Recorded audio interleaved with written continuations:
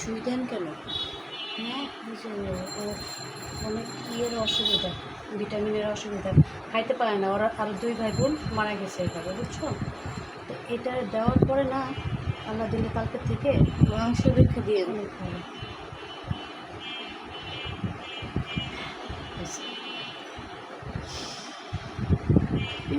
কালকে দেওয়ার পরে খাওয়া দাওয়া করতেছে।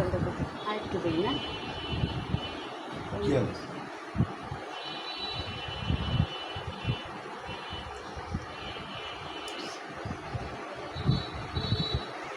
একদম ছুটতে এখনো চোখ ফুটে নাই।